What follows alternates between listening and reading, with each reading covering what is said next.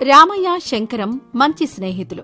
వాళ్లు అనాథలు కావడం వల్ల వాళ్లకంటూ ఎవరూ లేకపోవడంతో ఎక్కడికి వెళ్లినా ఏం చేసినా వాళ్ళిద్దరే అన్నట్టుగా ఉండేవారు. వాళ్ళిద్దరూ ఊరిలో ఎవరు ఏ పని చెప్పినా చేస్తూ పనిచేసినందుకు ఇంటివాళ్లు ఇచ్చిన డబ్బులో తిండో తీసుకుని కాలం గడుపుతూ ఉండేవారు. అలా రోజులు గడుస్తుండగా శంకరం ఒకరోజు రామయ్య దగ్గరికొచ్చి, ఒరే, మనమిలా రోజూ ఎవరు పని ఇస్తారా అని ఇళ్ల ముందు తిరుగుతూ పనికోసం చూస్తుంటే పని మనకు అవసరం అన్నట్టు కనిపిస్తుంది. అందుకే అందరూ మనకేదో ఒక పనిచ్చి వాళ్లకి తోచినంత డబ్బులు చేతిలో పెడుతున్నారు తప్ప పనికి తగినంత ఇవ్వడమే లేదు. ఇదంతా తెలిసిన విషయమే కదరా, మళ్ళీ నాకెందుకు చెప్తున్నావు?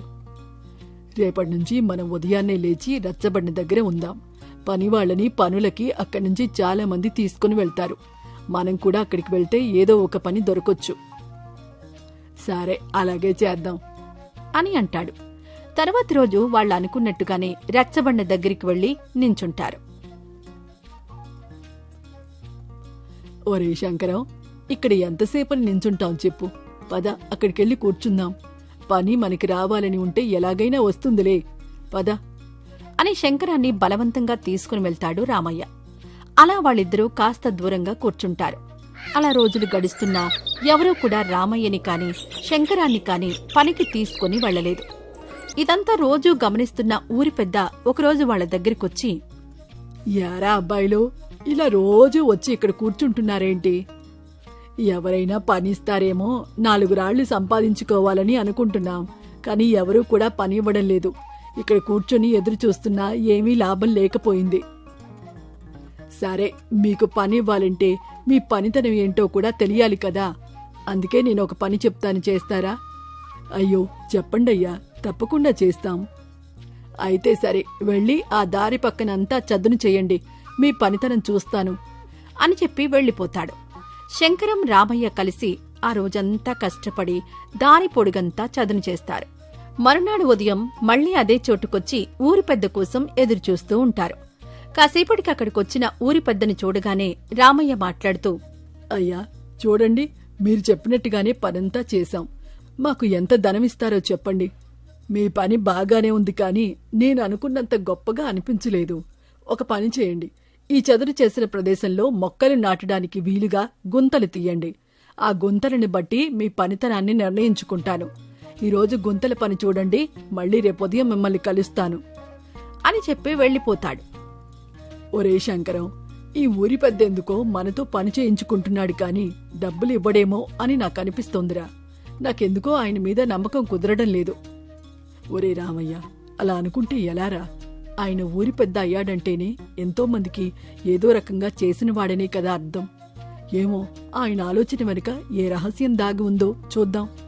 సరే, త్వరగా పని మొదలుపెట్టు అని చెప్పి శంకరం పనిచేయడం మొదలు పెడతాడు.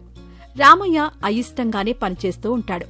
సాయంత్రానికి ఊరి పెద్ద ఊరికి ప్రయాణమై రామయ్య శంకరం దగ్గరికొస్తాడు. ఒరే అబ్బాయిలు, నేను తీర్థయాత్రలకు వెళ్తున్నాను. 1 మాసం వరకు రాను. మీరు తీసిన గుంతల్లో మొక్కలు నాటండి. వాటిని బాగా చూసుకున్న వాళ్ళ దగ్గర పనితనం ఉందని నేను నమ్ముతాను అని చెప్పేసి వెళ్లిపోతాడు. ఒరే శంకరం, ఇవన్నీ అయ్యే పనులా లేవురా. మొన్న దారి పొడవంతా శుభ్రం చేయమన్నాడు, ఈరోజు గుంతలన్నాడు, ఇప్పుడు మొక్కలు నాటమంటున్నాడు. ఇవి పెద్దయ్యే వరకు కూడా మనతో తేరగా పని చేయించి పెద్దయ్యాక వాటిని కొట్టమంటాడు కూడా. అప్పటి వరకు కూడా మనం ఇలాగే పనిచేస్తూ ఉండడమే తప్ప పైసా లాభం కూడా ఉండదేమో. నేనింతటితో ఆయన మాటలు నమ్మడం మానేశాను. మునుపట్లాగా అప్పుడో ఇప్పుడో పని చేసుకుంటూ పూట గడిస్తే చాలు అనుకుంటాను. ఒరే రామయ్య, అలా కాదురా. పెద్దవాళ్ళు ఏ పని చెప్పినా దాని వెనుక ఎంతో అర్థం ఉంటుంది కదా. కాస్త ఓపికతో ఉండి చూద్దాంరా. ఒకవేళ ఊరి పెద్ద చెప్పినట్టుగా మన పనికి తగిన ప్రతిఫలం ఇవ్వకపోతే మనం గట్టిగా అడిగి తీసుకోవచ్చు. అంతేకాని ఇలా మధ్యలో వదిలేస్తే ఎలారా? అవన్నీ నాకు తెలియవు, నాకు నమ్మకం లేదు. ఇకపై నీ ఇష్టం అని చెప్పేసి రామయ్య అక్కడ్నుంచి వెళ్లిపోతాడు. శంకరం ఊరి పెద్ద చెప్పినట్టుగా తీసిన ప్రతి గుంటలో మొక్కలను నాటి వాటిని ఎంతో జాగ్రత్తగా చూసుకుంటూ ఉంటాడు. రామయ్య మాత్రం మునుపట్ల ఎవరు ఏదైనా పని చెప్తే చేస్తూ వాళ్ళిచ్చిన అర్ధో ఆనాతోనో కాలం వెళ్లదీస్తూ ఉంటాడు. శంకరం మొక్కలకి నీళ్లు పోస్తూ ఉండగా రామయ్య అటువైపుకొస్తాడు. ఒరే శంకరం, ఈరోజు శెట్టిగారింట్లో పనిచేసినందుకు ఇదిగో ఈ అన్నం పెట్టారు. ఇందా నువ్వు కూడా కాస్త తినురా. రామయ్య, అది వాళ్ళు నువ్వు పనిచేసినందుకు కాదు, వాళ్ళు తినలేక నీకిచ్చారు. మనం ఇలా ఉండకూడదనే కదా వేరే పని చేద్దామని నిర్ణయించుకున్నాం. మళ్ళీ అలాంటి పనులకు వెళ్లడం అంటే మనల్ని మనం మోసం చేసుకున్నట్టే కదా. అబ్బో, గొప్పోడివేరా బాబు. నాకు కనీసం ఈ తిండైనా దొరుకుతోంది. ఆ ఊరి పెద్దని నమ్ముకుంటే నీకు నెత్తిన తడిగుడ్డే మిగులుతుంది. జాగ్రత్త అని చెప్పేసి వెళ్ళిపోతాడు. అలా రోజులు గడిచిపోతాయి. ఊరి పెద్ద తిరిగి ఊరికొస్తాడు. తనతో పాటు ఒక పెద్ద మనిషిని కూడా తీసుకొనొస్తాడు. అతనికి ఊరంతా తిప్పి చూపిస్తాడు. గ్రామాధికారి గారు, మీ ఊరు చూడడానికి చాలా బాగుంది. దారంతా చక్కగా మొక్కలు చెట్లతో కనుల విందుగా ఉంది. మీరు ఊరు చూపిస్తుంటే నా దృష్టంతా ఈ పచ్చని మొక్కలపైనే ఉంది. ఈ మొక్కలని ఎవరండి ఇంత జాగ్రత్తగా చూసుకుంటున్నారు అని ఆ వ్యక్తి అడగగానే ఊరి పెద్ద అతన్ని శంకరం దగ్గరికి తీసుకుని వెళ్తాడు. శంకరం, నీ గురించి దారిలో గ్రామాధికారి గారు చెప్పారు. నీ ఓపిక, నేర్పు నాకు చాలా బాగా నచ్చాయ్యా. పక్కూరిలో నాకు 10 ఎకరాల పూలతోట ఉంది. దాన్ని కూడా ఇంతే ప్రేమగా చూసుకోగలవా? తగిన మూల్యం చెల్లిస్తాన్లే. ఆ పూలతోటలోనే 2 గదుల ఇల్లు కూడా ఉంది. అందులోనే నువ్వు ఉండొచ్చు. ఏమంటావ్? ఒరే శంకరం, నేను నీకు కనీసం పైసా కూడా ఇవ్వకుండా, ఏ మాట చెప్పకుండా ఆ పని చేయిస్తుంటే నువ్వెదురు మాట్లాడకుండా పనిచేశావు కదా. అప్పుడు నీకెందుకు అని అడగాలనిపించలేదా? అయ్యా, మీరు పెద్దవారు. మీరేదైనా పనిచేశారంటే దానికి ఖచ్చితంగా కారణం ఉండి ఉంటుంది. మీరు చెప్పాలనుకుంటే చెప్పేవారే కదా. మీరు చెప్పలేదంటే దానికి కూడా ఏదో కారణం ఉండే ఉంటుంది అని అడగలేదు. ఈ ఓపిక, ఈ మర్యాదేరా నిన్నెంతవరకు తీసుకొచ్చింది? నువ్వే నమ్మకంతో అయితే ఇన్ని రోజులు ఎదురుచూశావో ఆ నమ్మకమే నీకు ఈరోజు ఇంత మంచి అవకాశం ఇచ్చింది. ఆయన చెప్పినట్టు ఆయన తోటలో పనిచేసి ప్రతిరోజు కడుపు నిండా తిండి తింటూ చేతి నిండా డబ్బు సంపాదించుకుంటూ హాయిగా బ్రతుకు. అట్టాగేనయ్యా, నా శక్తి సామర్థ్యాల మేర పనిచేసి మీ నమ్మకాన్ని నిలబెట్టుకుంటాను అని అంటాడు శంకరం. ఇదంతా తెలుసుకున్న రామయ్య శంకరం దగ్గరికొస్తాడు. ఊరి పెద్దతో మాట్లాడుతున్న శంకరం రామయ్యని చూసి జరిగిన విషయం చెప్పబోతుంటే, వాడి మొహం చూస్తే అర్థం కావడం లేదారా? వాడికి ఈ విషయం అంతా తెలుసని మళ్ళీ చెప్పడం ఎందుకు? ఇంత తెలిసిన మీరు నా పేరు కూడా ఎందుకు చెప్పలేదు? చెప్పు ఉంటే శంకరానికి వచ్చినట్టు ఆ అవకాశం నాకు కూడా వచ్చేది కదా. ఒరే రామయ్య, శంకరం ఇలా అప్పుడో ఇప్పుడో ఎవరో ఇచ్చే పనులు వద్దు, నిలకడైన పని చేసుకుందామని చెప్తే నువ్వొచ్చి వాణ్ణి పని చేసుకోనివ్వకుండా దూరంగా తీసుకుని ముచ్చట్లు పెట్టి వాడికి పని దొరకకుండా చేశావు. తరువాత నేను పని చెబితే నువ్వు నమ్మకుండా మళ్లీ నీ పాతదారునే చూసుకున్నావు. కాని శంకరం ఓపికతో ఎదురుచూశాడు. ఆ ఓపిక, సహనమే వాడి అదృష్టం. నీ ఆవేశం, పనిచేయలేని తనమే నీ దురదృష్టం. వాడి అదృష్టం వాడికి అవకాశం ఇచ్చింది. నీ దురదృష్టం నీకు దుస్థితిని మిగిల్చింది. ఎవరు చూసుకున్న దారి వాళ్లది, అంతే కదా. నాకు అర్థమైందయ్యా. ఇక నుంచి బద్ధకంతో కాకుండా ఓపిక, సహనంతో పనిచేస్తాను. మీరే నాకు దారి చూపించాలి అని ఊరి పెద్దని వేడుకుంటాడు రామయ్య. ఊరి పెద్ద ఊరిలోనే ఒక చిన్న పని రామయ్యకి ఇప్పిస్తాడు. శంకరం తనకు పని వచ్చిన చోట పనిచేసుకుంటూ ఆనందంగా ఉంటాడు. కాని రామయ్య మాత్రం ఊరిలోనే చిన్న పని చేసుకుంటూ మంచి అవకాశం కోసం ఎదురుచూస్తూ ఉంటాడు. సిరిపురం అనే గ్రామంలో రామయ్య అనే ఒక రైతు ఉండేవాడు.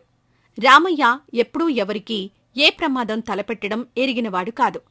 తన పని తాను చేసుకుంటూ ఆపదలో ఉన్నవారికి తన చేతనైన సహాయం చేస్తుండేవాడు. ఒకరోజు పక్క ఊరి నుంచి వచ్చిన ఒక వ్యక్తి రామయ్య పొలం దగ్గరికొచ్చి చెట్టు కింద కూలబడిపోతాడు. పొలంలో పని చేసుకుంటున్న రామయ్య ఇది చూసి వెంటనే అతని దగ్గరికొచ్చి, బాబూ, నిన్ను చూస్తుంటే చాలా నీరసంగా కనిపిస్తున్నావు. ఏమైందయ్యా? అయ్యా, నా పేరు సాయిలు. మాది పక్క ఊరు.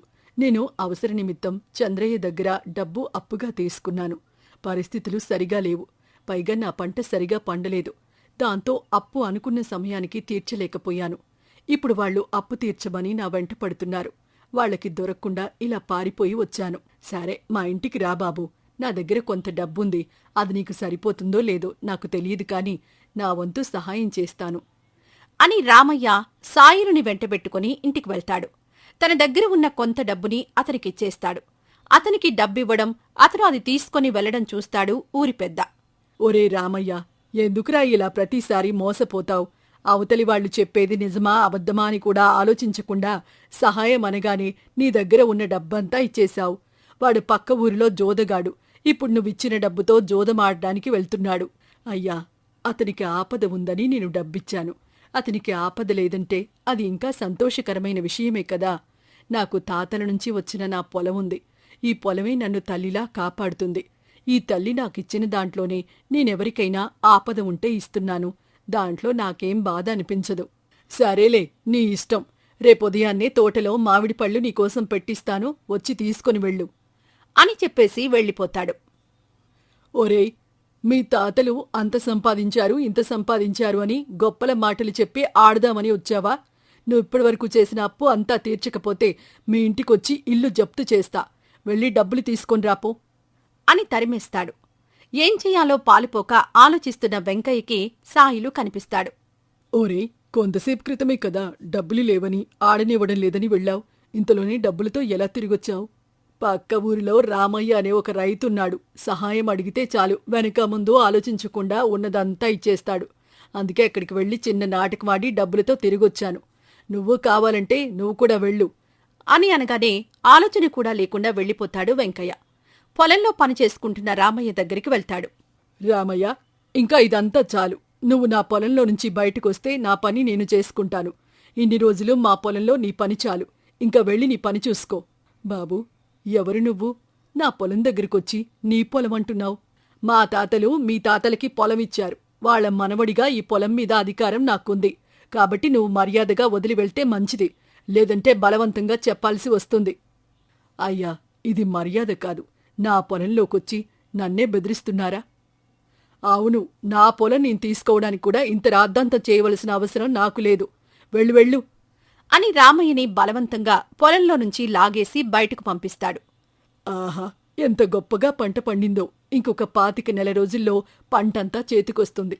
ఇంకా అంతా డబ్బే డబ్బు నాకు అని సంబరపడిపోతుంటాడు. తర్వాత రోజు వెంకయ్యని పంచాయతీకి పిలుస్తాడు. వెంకయ్య, నువ్వు వేరే ఊరి నుంచొచ్చి రామయ్య పొలం నీది అంటున్నావు. దానికి నీ దగ్గర ఏదైనా ఆధారాలున్నాయా? అయ్యా, మీరే ఆలోచించండి. మా తాతలు చాలా ఆస్తిపరులు. వాళ్లకి సేవ చేసిన వాళ్లకి లేదా వాళ్లకి నచ్చిన వాళ్లకి వాళ్ల ఆస్తుల్లో కొంత వాటా ఇచ్చి సంతోషపరిచేవారు. అలా రామయ్య వాళ్ల తాతలకి ఈ పొలం ఇచ్చారు. కాని తాతల ఆస్తుల్లో మనవాళ్లకి హక్కు ఉంటుంది కాబట్టి ఈ పొలం నాకిచ్చేయమని అంటున్నాను. దాంట్లో నా తప్పేంటో మీరే సెలవివ్వాలి. ఈ ఆస్తి నీది అంటున్నావు, అలాగే రామయ్య తనది అంటున్నాడు. ఇద్దరి దగ్గర సరైన ఆధారాలు లేవు కాబట్టి ఇద్దరికీ ఒక పందెం పెడుతున్నాను. మీ ఇద్దరు పొలాన్ని 2 భాగాలుగా చేయండి. ఎలాగో నెల రోజుల్లో పంట చేతికొస్తుంది కాబట్టి ఎవరి భాగం ఎక్కువగా పంట ఇస్తుందో వారికి పొలం పూర్తిగా ఇవ్వాల్సిందిగా నేను తీర్పునిస్తున్నాను. ఇక వెళ్లి మీకు వచ్చిన భాగాన్ని కాపాడుకోండి. రామయ్య పంట ఎంతో బాగా పండించాడు. నేను దాన్ని ఏమి చేయాల్సిన అవసరం లేదు. చివర్లో రామయ్య పంట నుంచి కొంత దొంగిలించి నా పంటలో కలుపుకుంటే ఎలాగో నేనే ఈ పందెంలో గెలుస్తాను అని తనలో తాను అనుకుని పందానికి ఒప్పుకుంటాడు. తర్వాత రోజు నుంచి రామయ్య తన పంటని జాగ్రత్తగా చూసుకుంటూ ఉంటాడు. కాని వెంకయ్య మాత్రం తనకొచ్చిన పొలాన్ని చూపిస్తూ జూదమాడుతూ ఉంటాడు. అలా నెల రోజులు గడిచిపోతాయి. వచ్చిన పంటని అంతా చూడగా వెంకయ్య రామయ్య పంట సమానంగా ఉంటుంది. అయ్యా, మీరే చూశారు కదా, ఇద్దరి పంట సమానంగా ఉంది. కాని ఇందులో చాలా అన్యాయం జరిగింది. నేను పక్క ఊరి వాణ్ణి కావడంతో రాత్రులు మా ఊరికి వెళ్లిన సమయం చూసి రామయ్య నా పంటని తన పంటలో కలుపుకొని మీకు చూపిస్తున్నాడు. ఇది చాలా అన్యాయం. ఇలా చేసినందుకు తగిన శిక్ష రామయ్యకి వేసి నా పొలాన్ని నాకిప్పించండి. అయ్యా, నేను పొలాన్ని నమ్ముకుని ఉన్నవాణ్ణి. కష్టపడి పంట పండించాలని అనుకుంటాను కాని ఇలా అన్యాయంగా సంపాదించాలని అనుకోను. మీరే తగిన న్యాయం చెయ్యాలయ్యా. వెంకయ్య, మీకు పొలాన్ని 2 భాగాలుగా ఇవ్వడంతో నా పని అయిపోయింది అనుకుంటే అది మీ పొరపాటే. మీరు ఎలా పని చేస్తున్నారు, ఎవరు ఎలా కష్టపడుతున్నారు అని చూడ్డానికి మీకు తెలియకుండా నా మనిషిని పెట్టాను. రామయ్య ఎప్పుడూ పొలంలోనే ఉంటూ పంటని జాగ్రత్తగా చూసుకుంటూ ఉన్నాడు. నీవు మాత్రం ఆ పొలాన్ని చూపిస్తూ జూదమాడ్డం మొదలుపెట్టావు. కాని రామయ్య అలా కాదు. నీ పంట పాడవుతుంటే ఒక రైతుగా చూడలేక నీ భాగంలో కూడా పనిచేశాడు. అందుకే నీకంత పంట చేతికొచ్చింది. లేదంటే నీకు సగభాగం ఇచ్చిన 2వ రోజే నీ పంట నాశనమై ఉండేది. అయ్యా, మీకు తప్పుడు సమాచారం వచ్చి ఉంటుంది. నేనెప్పుడూ పంట దగ్గరే ఉన్నాను. చాలా జాగ్రత్తగా చూసుకున్నాను. అయినా ఇలా పంట సగం పంచి తీర్పివ్వడం మీకే తప్పుగా అనిపించటం లేదా? ఇదేనా మీరు చెప్పే న్యాయం? చూడు వెంకయ్య, నువ్వు రామయ్యని అమాయకుణ్ణి చేసి పొలాన్ని లాక్కోవాలి అనుకోవడం అన్యాయం. తప్పుడు దారిని తెలిసి కూడా జూదమాడుతూ అప్పులు చేస్తూ పక్కవారిని మోసం చేస్తూ బ్రతకడం అన్యాయం. నువ్వు పొలాన్ని లాక్కోవాలి అని చూస్తున్నావని తెలిసినప్పటికీ ఇన్ని రోజులు నీకర్థమయ్యేలా చెప్పాలని చూశాం. ఇది మా మర్యాద. నువ్వు చెప్పిన కట్టుకథ విని ఒకవేళ అందులో నిజముందేమో అనుకుని రామయ్య పొలం వదులుకోవడానికి కూడా సిద్ధపడ్డాడు. చూశావా, అది అతని మర్యాద. కాని నువ్వు నీకు అనుకూలంగా ఉన్నప్పుడు నా తీర్పు సరి అన్నావు. ఇప్పుడు నువ్వు అనుకున్నది జరగడం లేదని తెలియగానే నా తీర్పు తప్పు అంటున్నావు. ఇది నీ కుసంస్కారం. ఇకనైనా మారిపోయి బుద్ధిగా ఉంటే అదే నీకు మంచిది. అయ్యా, నా తప్పు నాకు తెలిసింది. ఇంకెప్పుడు ఎవరిని మోసం చేసి బ్రతకాలని అనుకోను. జూదం జోలికి ఎప్పటికీ వెళ్లను. రామయ్య భూమిని నమ్ముకుని బ్రతికాడు కాబట్టి తాను ఓడిపోతాడని తెలిసినా నా భాగంలో కూడా పంటని పాడవకుండా చూశాడు. కాని నేను మాత్రం అతని దగ్గర పొలాన్ని లాక్కోవాలని చూశాను. నా తప్పు నాకు తెలిసింది. మీరు ఏ శిక్ష వేసినా నేను సిద్ధంగా ఉన్నాను. అయ్యా, ఇలా మధ్యలో మాట్లాడుతున్నందుకు నన్ను క్షమించాలి. అతని తప్పు అతను తెలుసుకున్నాడు కదా. ఇంతమంది ముందు తల వంచుకు నించున్నాడు. ఇంతకన్నా పెద్ద శిక్ష ఏముంటుంది చెప్పండి. ఇది మొదటి తప్పుగా భావించి అతన్ని వదిలేయండయ్యా. ఏదో ఒక పని చేసుకుని బ్రతుకుతాడు. రామయ్య, నీలాంటి మంచివాడితో ఉంటే నాలో ఎక్కడో మూలల్లో ఉన్న చెడు గుణాలు కూడా తొలగిపోయి మంచివాడిలా మారిపోతాను. నీ కింద ఏదో పని చేసుకుంటూ ఉంటాను. ఒప్పుకో రామయ్య. అయ్యా, నా కింద నా పైన ఏంటి బాబు, నాతో పాటే పనిచేయి. నువ్వు ఏ పొలం కోసమైతే ఆశపడ్డావో ఆ పొలంలోనే ఇద్దరం కలిసి పని చేసుకుందాం. వచ్చిన డబ్బులో చెరికొంత తీసుకుందాం. ఇది నీకు సమ్మతమేనా? నిన్ను మోసం చేయడానికి వచ్చానని తెలిసి కూడా నన్ను చేరదీస్తానని అంటున్నావు. నీ దగ్గరికి వస్తే ఎవరు మాత్రం మారిపోకుండా ఉంటారు రామయ్య. ఖచ్చితంగా బుద్ధిగా పనిచేసుకుని బ్రతుకుతాను అని అంటాడు వెంకయ్య. మంచివాళ్ల మనసుకి ఎవరైనా కరిగిపోతారు అని నిరూపించావు రామయ్య. సరేరా, ఇదే సంతోషంలో తోటలో మామిడికాయలతో నోరు తీపి చేసుకుందాం అని తన ఇంటికి వెంకయ్యని రామయ్యని తీసుకుని వెళ్లి మామిడికాయలిస్తాడు ఊరి పెద్ద. తర్వాత నుంచి రామయ్య వెంకయ్య కష్టపడి పొలంలో పనిచేస్తూ మంచి మిత్రులుగా మారిపోతారు. వెంకయ్య సహాయంతో ఊరి పెద్ద పక్క ఊరిలో జూదమాడుతున్న వాళ్ళని కూడా మాన్పించేసి వాళ్లు కూడా బుద్ధిగా పనిచేసుకునేలా చూస్తాడు.